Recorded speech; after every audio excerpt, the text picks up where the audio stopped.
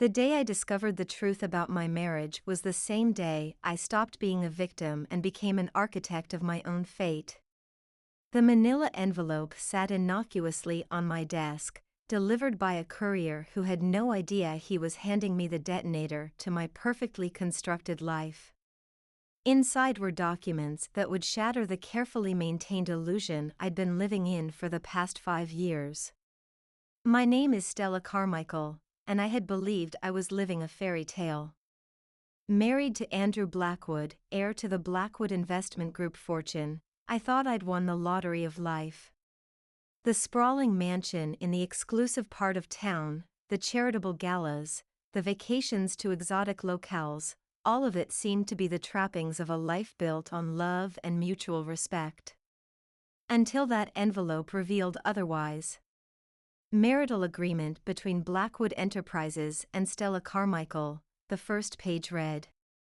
My fingers trembled as I flipped through the pages, each one more damning than the last. Terms outlined in cold, legal language. Monetary compensation for producing an heir.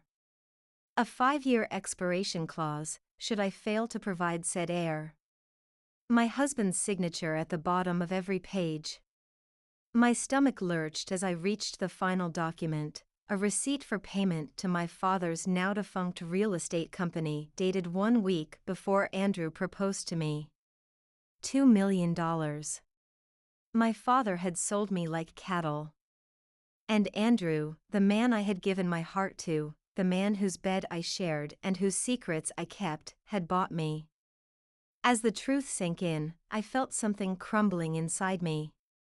The perfect wife, the gracious hostess, the devoted partner, it was all built on a foundation of lies. I wasn't Andrew's beloved, I was his acquisition. I was scheduled to attend the Blackwood Charity Gala that evening, a high-profile event where the elite of our city would gather to pretend they cared about the underprivileged while sipping champagne worth more than what most people made in a month. My first instinct was to confront Andrew, to scream and rage at him for the betrayal. But as I lifted my phone to call him, a cold clarity washed over me. No. I wouldn't give him the satisfaction of seeing me break. I wouldn't let him know that I had discovered his deception. Not yet. I carefully replaced the documents in the envelope and locked it in my personal safe, the one Andrew didn't know existed, hidden behind a panel in my walk-in closet. Then I called my stylist. Eleanor, I said, my voice steadier than I felt, I need a dress for tonight. Something different. Something powerful. 3 hours later, as I descended the grand staircase of our home, I watched Andrew's eyes widen. Gone was the demure, elegant wife in pastels and pearls. In her place stood a woman in a blood-red gown that clung to every curve, hair swept up to expose the vulnerable line of my neck, diamonds glittering at my throat like droplets of ice. Stella, you look different, Andrew said, his expression a mixture of appreciation and confusion. Different good or different bad? I asked, a small smile playing at my lips as I reached the bottom step. He approached, his cologne, the one I had once found so intoxicating, now cloying in my nostrils. Different, unexpected, he replied, pulling me into a practiced embrace. You know the Hendersons will be there tonight. Robert's been looking to invest in our new development project. Perhaps you could make sure his wife feels welcome? I finished for him, the words tasting bitter on my tongue. I had played this role countless times before, the charming wife who helped secure business deals through carefully crafted social interactions. Exactly, Andrew smiled, brushing his lips against my cheek in what I now recognized as a transaction rather than affection. As we drove to the gala in silence, I mentally catalogued every moment of our marriage. The extravagant proposal that had seemed so romantic. The lavish wedding that had made headlines. The multiple consultations with fertility specialists when I failed to conceive. It all made sense now. I wasn't his wife. I was an investment that wasn't yielding the expected returns. Well, two could play at that game. The Blackwood Charity Gala was in full swing when we arrived, the grand ballroom of the Remington Hotel transformed into a glittering wonderland of wealth and pretension. Crystal chandeliers cast a soft glow over the assembled elite, their jewels catching the light like predators' eyes in the dark. As we entered, I slipped seamlessly into my role, smiling and greeting the people I had come to know over the years. Only now, I observed them with new eyes. Which of them knew? How many had been privy to the business transaction that was my marriage? "Darling, there's Robert and Vivian," Andrew murmured, his hand at the small of my back guiding me toward the couple standing near the champagne fountain.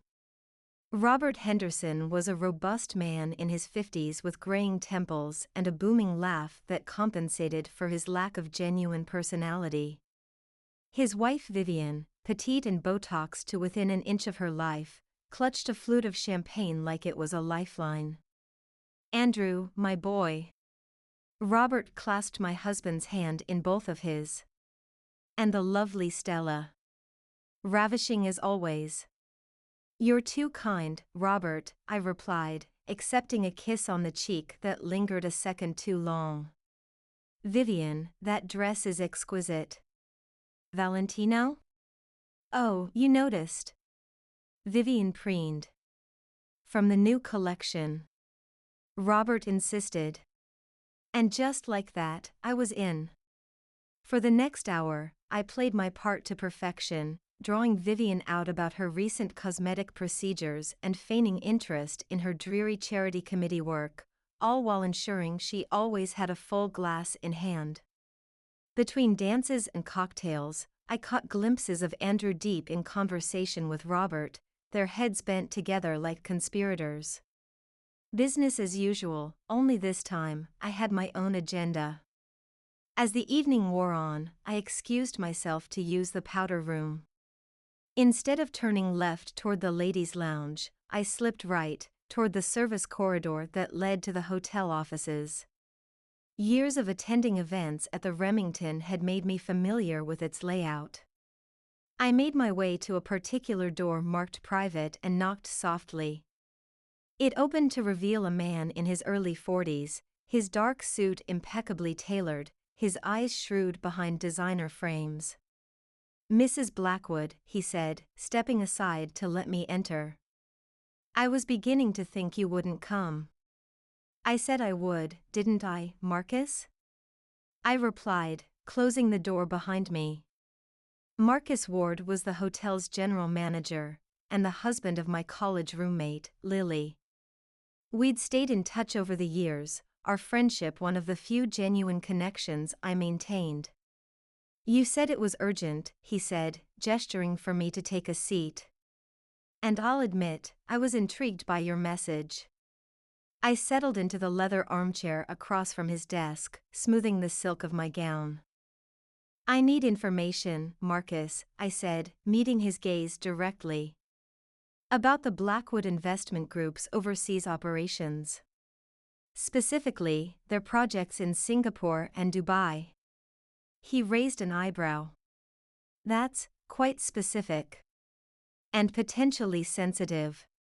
May I ask why?" I reached into my clutch and withdrew a flash drive. "Because I have reason to believe my husband is involved in some questionable business practices. And I need leverage." "Leverage," Marcus repeated, taking the flash drive. "Stella, what exactly is going on? Are you in some kind of trouble?" I laughed, a hollow sound that didn't reach my eyes. "You could say that. I've recently discovered that my entire marriage is essentially a business transaction. Andrew bought me from my father 5 years ago, with the expectation that I would produce an heir to the Blackwood Empire." Marcus's expression shifted from confusion to anger. "That's... Christ, Stella, that's medieval." "It gets better," I continued, my voice steady despite the emotions churning beneath the surface. There's a clause that essentially renders me obsolete if I don't produce said heir within 5 years. Which is next month. He exhaled slowly, leaning back in his chair. And the flash drive?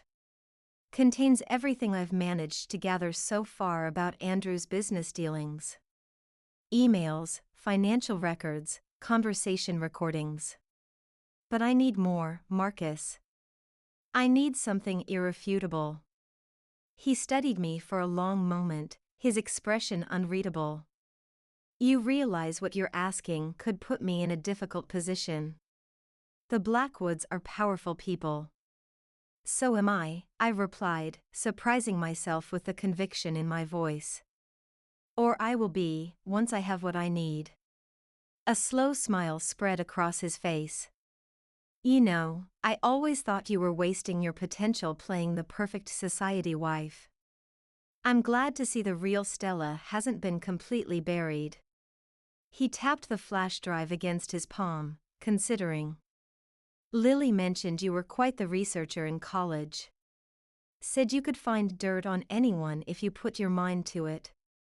I smiled at the memory. My investigative journalism major had been abandoned when I married Andrew, deemed unsuitable for someone of my new position. I still have some skills, I admitted. Then I might have something for you, Marcus said, reaching for his keyboard.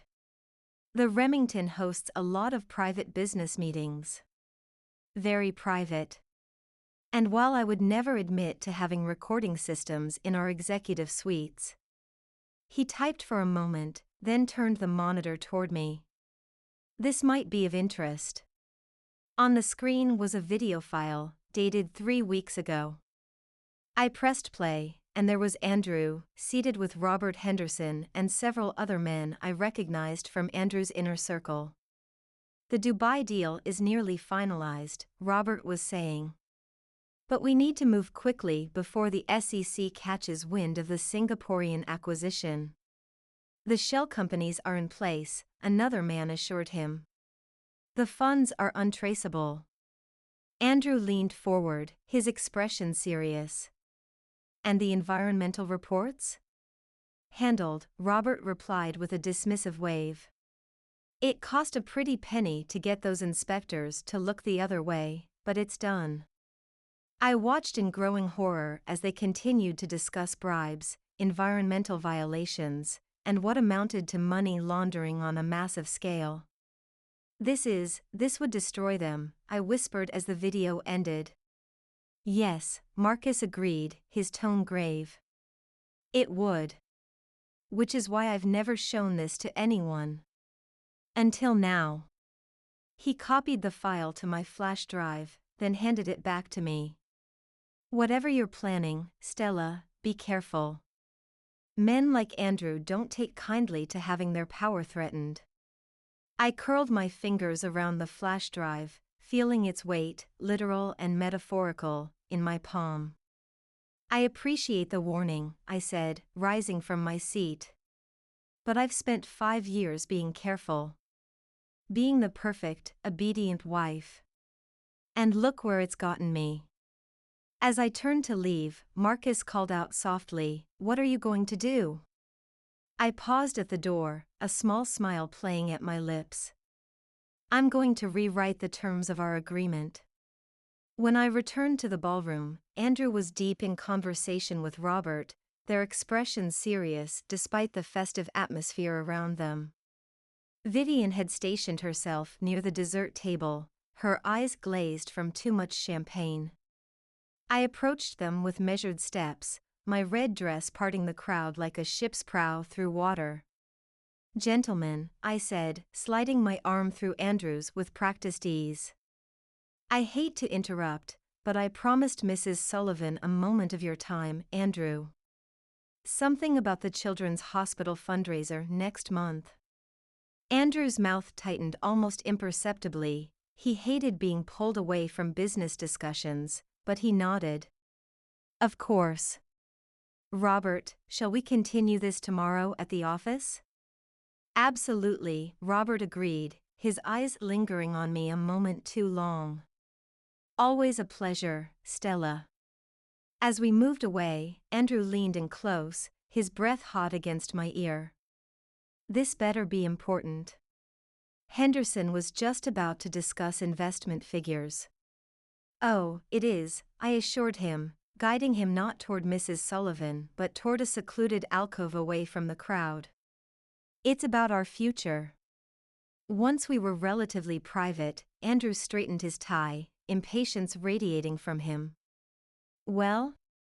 What is it?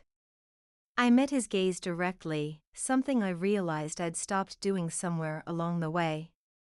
I think it's time we discussed having children, I said, watching his expression carefully.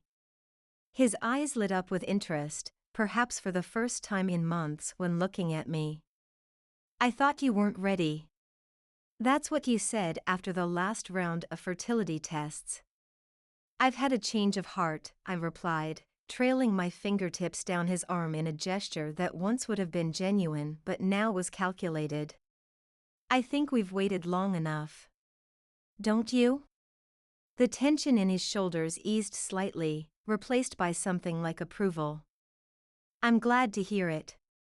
We can schedule an appointment with Dr. Reynolds next week. He mentioned a new treatment that's showing promising results. I nodded, playing the part of the eager wife. Perfect. And I was thinking, perhaps it's time I took a more active role in your business affairs as well. This caught him off guard. His brow furrowed, confusion evident in his expression. My business affairs? Why would you want that? I shrugged, aiming for casual interest. We're talking about bringing the next Blackwood heir into the world. Don't you think I should understand the legacy they'll inherit? Besides, I have a degree in business, Andrew. It seems wasteful not to use it. He studied me for a moment, suspicion flickering briefly across his features before being replaced by his usual mask of charm. We can discuss it later, he said, already scanning the room for Robert.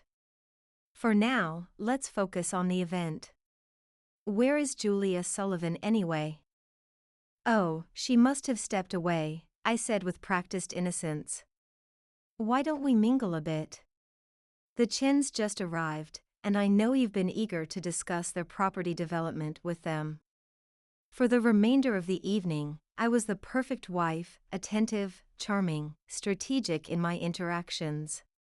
I laughed at the right jokes, expressed concern at the appropriate stories, and facilitated introductions that would benefit Andrew's business interests. But beneath the surface, my mind was racing with plans and possibilities, the flash drive a reassuring weight in my evening clutch. By the time we returned home that night, I had formulated the beginnings of a strategy. As Andrew slept beside me, his breathing deep and even, I stared at the ceiling and made a silent vow to myself. This marriage might have begun as a business transaction, but I would ensure it ended on my terms. And when the dust settled, Andrew Blackwood would discover that he had severely underestimated the value of his investment. For the next week, I maintained the facade of the devoted wife while silently plotting my extraction from Andrew's life, and the extraction of what I was due. I scheduled the appointment with Dr. Reynolds, discussing fertility treatments with feigned enthusiasm while secretly ensuring I remained on birth control. I hosted a dinner party for Andrew's colleagues, playing the gracious hostess to perfection while memorizing names and connections I might later need. And in the quiet hours when Andrew was at work, I began to build my case. The flash drive Marcus had given me contained enough evidence to at least trigger an investigation into Blackwood Investment Group's overseas operations. But I needed more.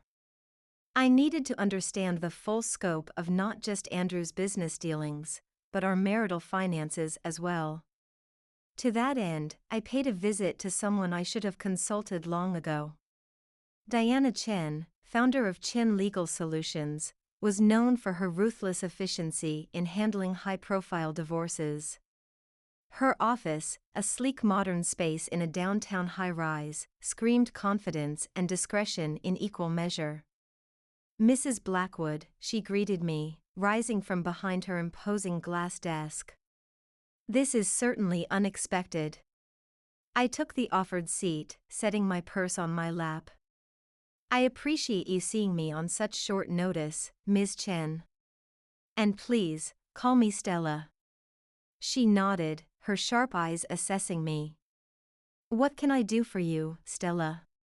"Your assistant mentioned this was a matter of some delicacy."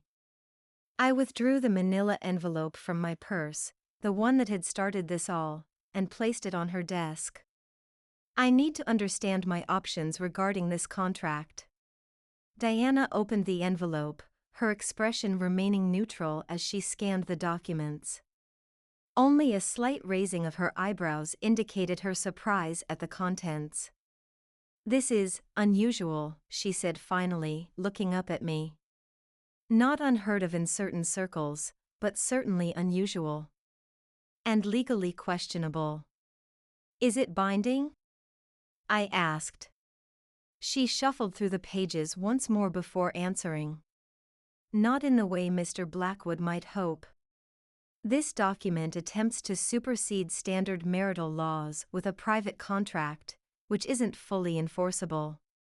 However, there are aspects of it that could complicate a standard divorce proceeding." I nodded, having suspected as much. "And if I were to seek a divorce, what would I be entitled to?" "Under normal circumstances, I mean." Diana leaned back, steepling her fingers. "Given the length of your marriage, the standard of living you've maintained, and California's community property laws, you would typically be entitled to half of all assets acquired during the marriage. This would include properties, investments, business acquisitions, essentially, anything built using marital funds." "And what about non-material considerations? Damage to reputation, psychological impact, that sort of thing?" A ghost of a smile played at her lips. "You're asking about punitive measures. Those would depend on several factors, including any demonstrable misconduct on your husband's part."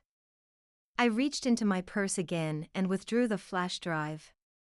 "Would this qualify as misconduct?" I watched as Diana reviewed the contents of the drive, her composed expression faltering only once, when she reached the video from the Remington. "This is..." She paused, searching for the right word. "Damning. Not just for your divorce case, but potentially for criminal proceedings against Blackwood Investment Group." She looked at me with new respect in her eyes. "You've been thorough, Stella. More thorough than most clients who walk through that door." "I believe in being prepared," I replied simply. Diana tapped her pen against the desk, thinking. "With this evidence, we could pursue a significant settlement. However, given the sensitive nature of this information and its potential legal ramifications beyond your divorce, we need to tread carefully. The Blackwoods wield considerable influence." "So do I countered, surprising myself with my conviction. "Or I will, once this is over." She studied me for a moment, then nodded decisively. "Very well. Here's what I propose. We prepare the divorce filing but hold it in reserve. First, we arrange a private meeting with Mr. Blackwood to discuss terms. Given what we know, I believe he'll be motivated to settle quickly and quietly. And if he doesn't?" Diana's smile was shark-like. "Then we proceed with the filing, and the contents of that flash drive become a matter of public record.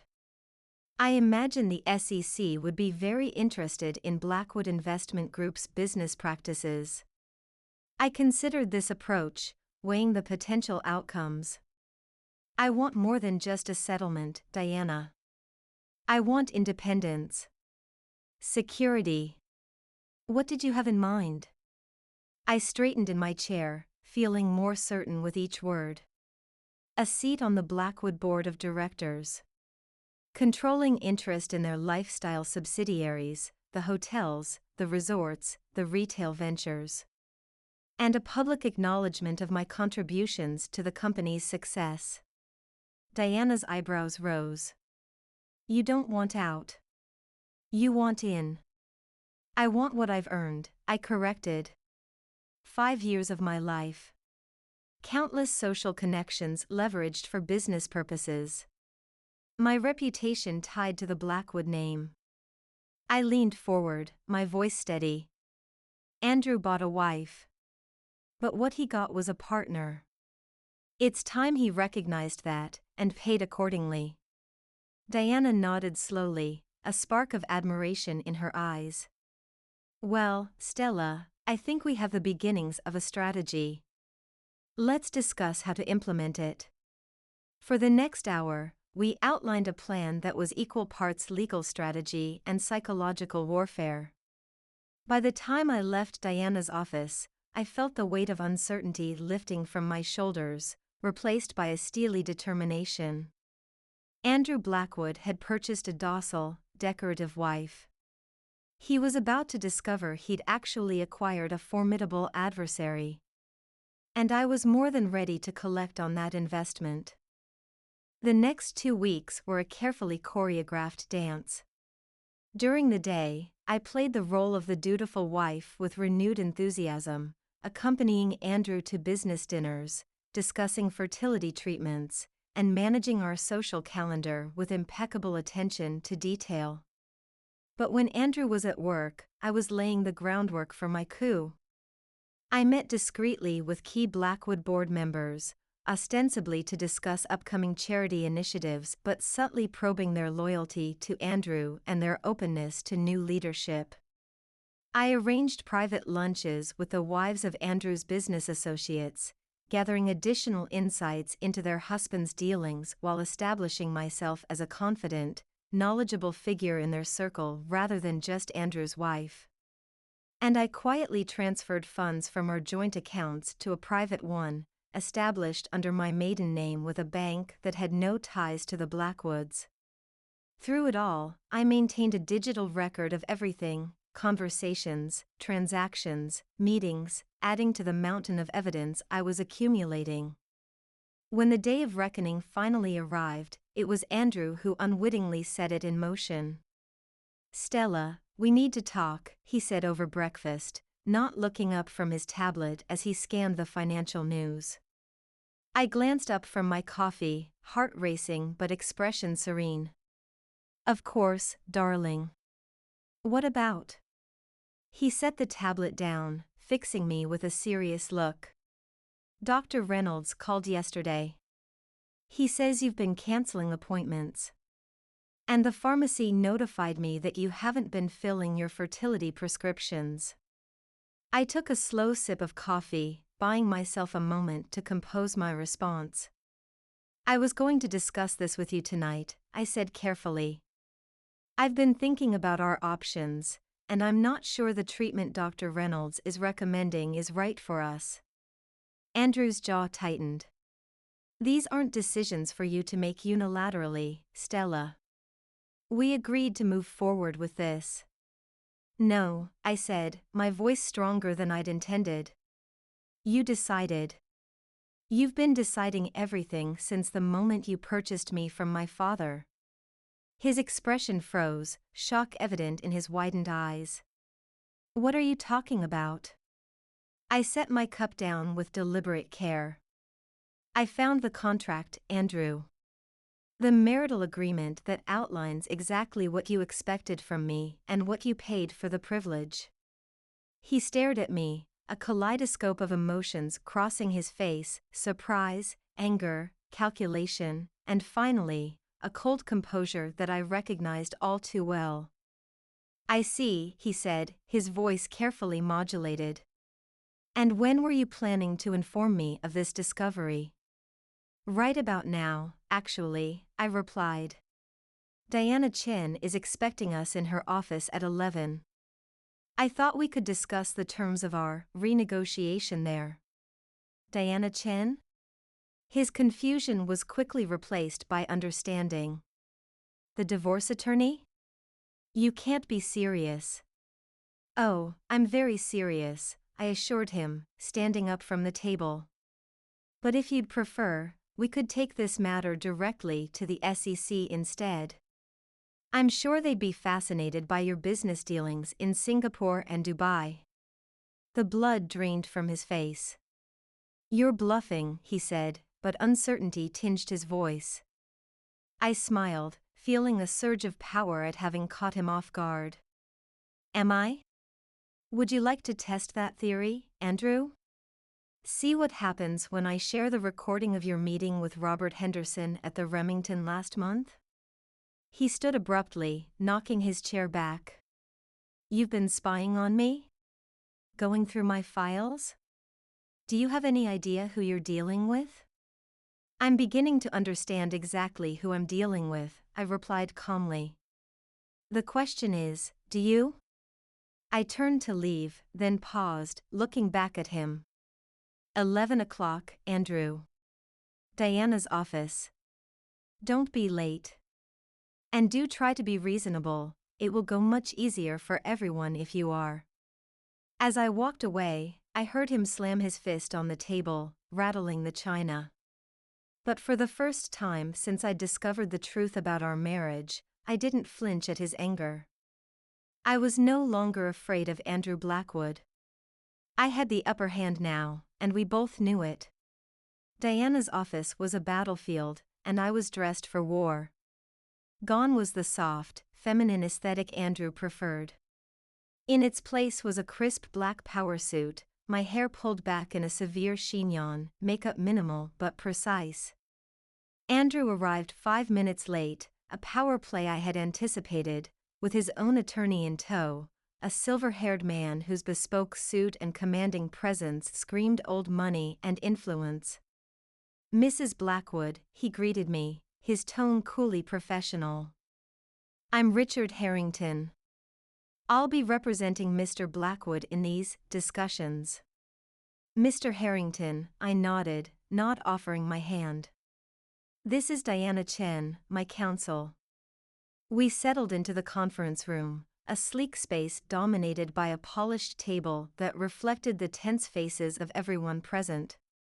Perhaps we should begin by clarifying what Mrs. Blackwood hopes to achieve with this meeting, Harrington suggested, his voice smooth as oil. Andrew has indicated there may be some misunderstandings regarding their marital arrangement. Diana smiled, a sharp expression that held no warmth. I think we're well past the stage of misunderstandings, Mr. Harrington. My client has evidence that Mr. Blackwood entered into their marriage under fraudulent pretenses, with an explicit contractual arrangement involving her father that she was never made aware of.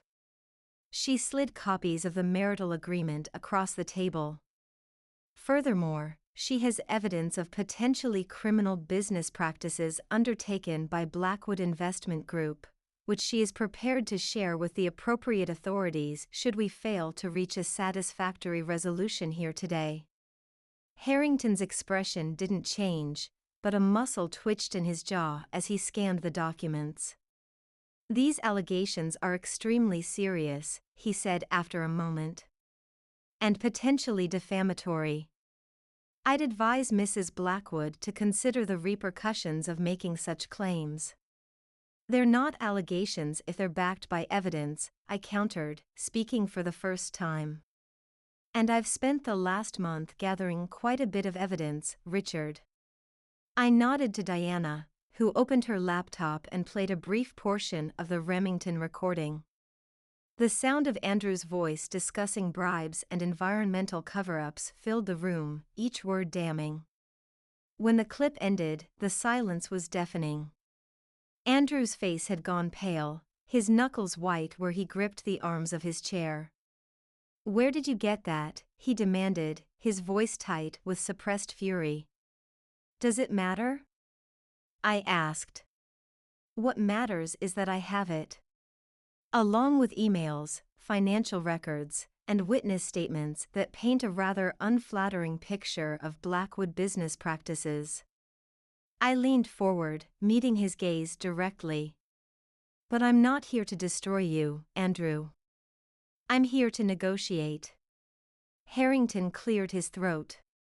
"What exactly are you proposing, Mrs. Blackwood?" I turned to Diana, who outlined our terms with precision. "Mrs. Blackwood will maintain the Blackwood name and public association with the family. She will receive a seat on the board of directors and controlling interest in the lifestyle division of Blackwood Enterprises.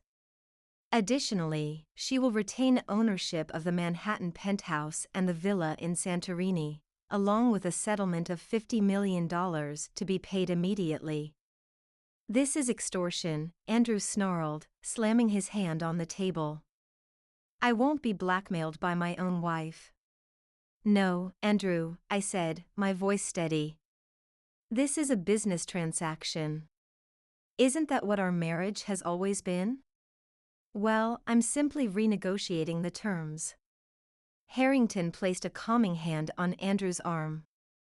"Perhaps we should take a brief recess to discuss these proposals," he suggested, his professional demeanor strained but intact. "By all means," Diana agreed. "We'll give you the room. But do keep in mind, our next meeting would be with the SEC if we can't reach an agreement today." Once they were alone, Diana turned to me with a raised eyebrow. "Well played in there. You didn't flinch once." "Years of practice," I replied, releasing a breath I hadn't realized I'd been holding. "Do you think they'll agree?" "They don't have much choice," Diana said. "That recording alone is enough to trigger a major investigation. Add in the other evidence you've gathered, and Andrew's looking at potential criminal charges, not just a messy divorce." We waited in Diana's private office, discussing contingencies and fallback positions should Andrew prove more stubborn than anticipated. But when we were called back into the conference room after 30 minutes, I knew from the resigned set of Andrew's shoulders that we had won.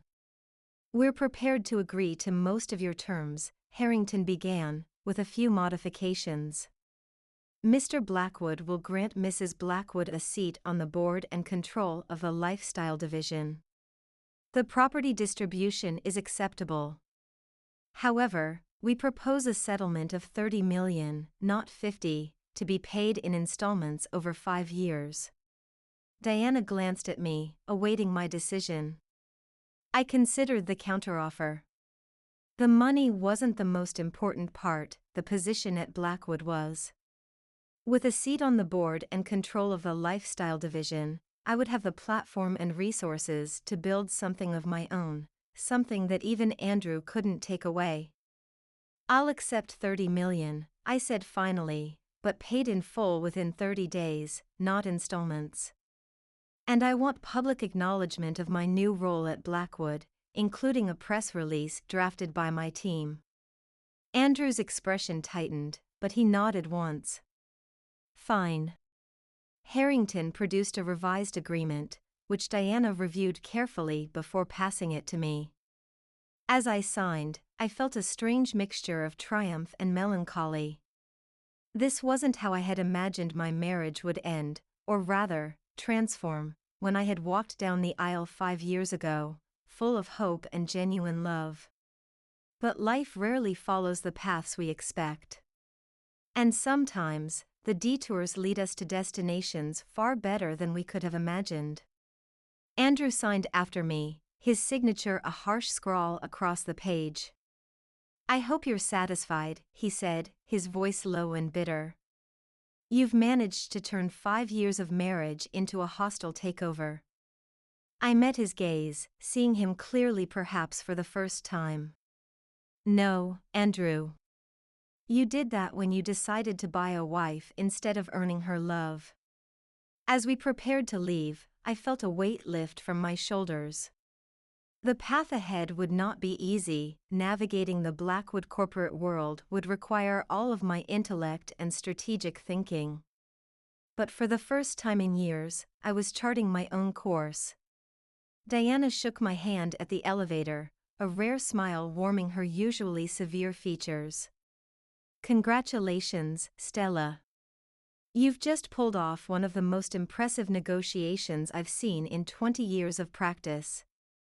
I laughed, a genuine sound that surprised even me. Thank you, Diana. For everything. I couldn't have done it without you. Yes, you could have, she countered. You're formidable, Stella. Don't let anyone tell you otherwise. As I stepped into the elevator, I caught a glimpse of my reflection in the polished doors. There was a clarity in my eyes, a certainty in my posture that had been missing for far too long. Andrew had purchased a wife 5 years ago, expecting compliance and an heir. Instead, he'd created a rival, and as the doors closed on that chapter of my life, I couldn't help but smile at the irony. My marriage, begun as a business transaction, had indeed given me everything I needed, just not in the way anyone had expected.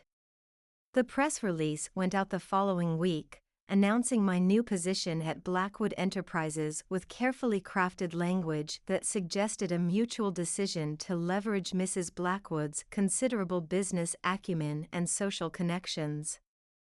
The reaction was immediate and divided. Some outlets praised the progressive move of bringing a woman, specifically, the founder's wife, into a leadership position. Others speculated about trouble in the Blackwood marriage, questioning whether this was a precursor to a public split. Neither Andrew nor I commented on the speculation. We maintained the facade of a united front at public events, though we now lived largely separate lives. I took residence in the Manhattan penthouse, while Andrew remained in our California home. When business required us to be in the same location, we interacted with polite distance, like colleagues rather than spouses. My first board meeting was exactly the trial by fire I had anticipated. The room was filled with men who had known Andrew for years, many of whom viewed me as nothing more than an inconvenient interloper who had somehow blackmailed her way into their ranks. I arrived early, dressed in a conservative navy suit that nonetheless exuded authority. My hair was pulled back, my makeup minimal but perfect. I had spent the previous week memorizing the portfolios and backgrounds of each board member, preparing counters to any arguments they might raise. Andrew entered last, nodding curtly in my direction before taking his seat at the head of the table. "Gentlemen," he began, his voice carefully neutral. "As you're aware, we have a new addition to our board. My wife, Stella, will be overseeing our lifestyle division effective immediately." The balding CFO, Vincent Reynolds, cleared his throat. "With all due respect, Mrs. Blackwood, the lifestyle division has been underperforming for years. What exactly do you plan to do differently?" I smiled, pushing a folder across the table. "I'm glad you asked, Vincent. I've prepared a comprehensive analysis of current operations and identified 3 major areas for improvement. For the next 15 minutes, I outlined my vision, transforming the hotel properties to capitalize on the emerging wellness tourism market, revamping the retail brands with sustainability initiatives, and leveraging social media influencers to reach younger demographics." The room fell silent when I finished. "These are surprisingly detailed plans," admitted Jonathan Pierce, the head of strategy. "I've been preparing for this role longer than any of you realize," I replied. By meeting's end, even Andrew looked slightly impressed, though he'd never admit it. Over the following months, I threw myself into the work, implementing changes that gradually transformed the struggling division into one of Blackwood's most profitable sectors. 1 year after the fateful day I discovered that manila envelope, I stood at the podium accepting the Business Innovation Award for our eco-luxury resort concept. As cameras flashed, I saw Andrew in the audience, his expression a complex mixture of pride and regret. Later, at the reception, he approached me, champagne in hand. "Congratulations, Stella. You've proven me wrong." "About what?" I asked, accepting the glass he offered. "About everything," he admitted. I thought I was buying an accessory. Instead, I found a force to be reckoned with. I studied him, seeing for the first time not the man who had betrayed me, but simply a businessman acknowledging a worthy competitor. "Perhaps we both got more than we bargained for," I said. Andrew raised his glass in a toast. "To unconventional partnerships." I clinked my glass against his. "And to playing by your own rules." As he walked away, I surveyed the room filled with people who now viewed me not as Andrew Blackwood's wife, but as Stella Carmichael, business innovator and powerhouse in her own right. My marriage might have begun as a transaction, but I had rewritten the terms. And the new contract suited me perfectly.